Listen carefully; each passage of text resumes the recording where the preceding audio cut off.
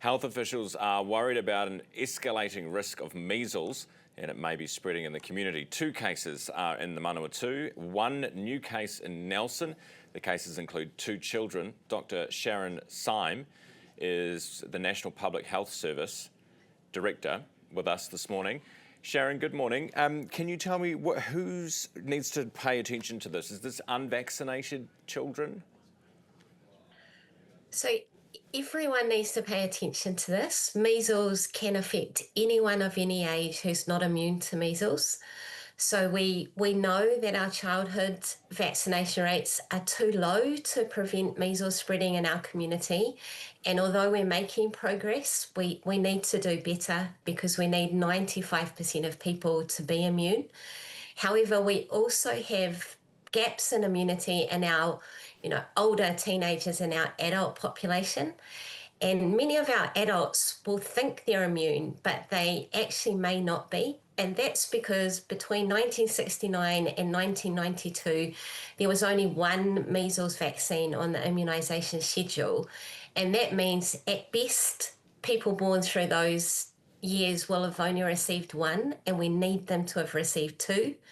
And then people born between 1992 and 2004, there were changes to the timing of the second measles vaccine that mean many people will have missed out.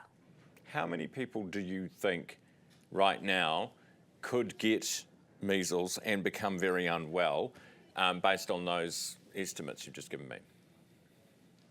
It's unknown. What we need is the perfect storm. So we need an infectious measles case to encounter a non-immune person for it to spread. What we're really worried about now is that 3 of our cases are not linked to overseas travel. So that means they did acquire their measles infection in the community. And that could mean there was 1 infectious measles case that just happened to have travelled around and spread it to all 3 cases.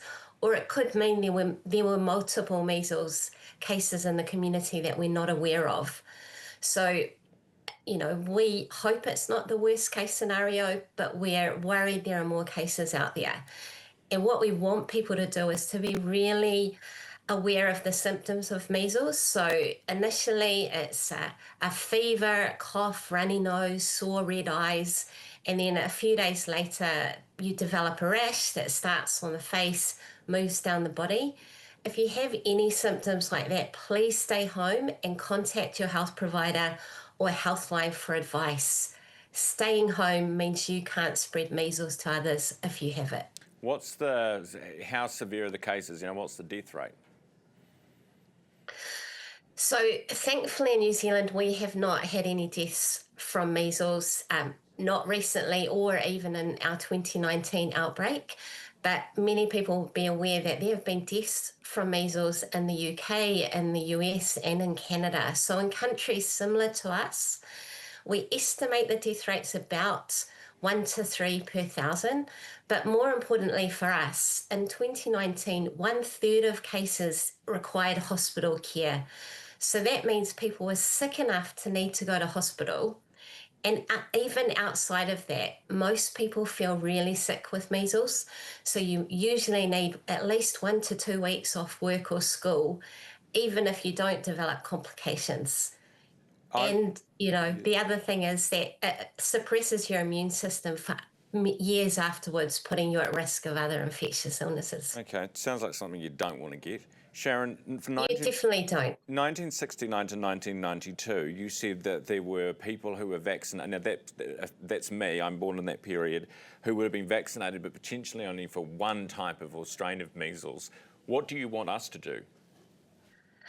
So I think anyone who was born in those years should get vaccinated. So just contact your healthcare provider, pharmacist. You can go to Book My Vaccine and get another vaccine.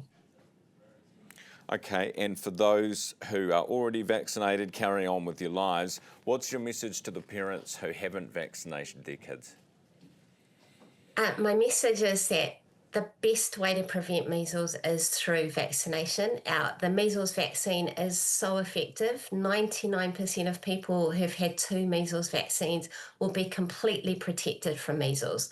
That means you won't get infected, you won't get severe illness, and you won't spread it to others.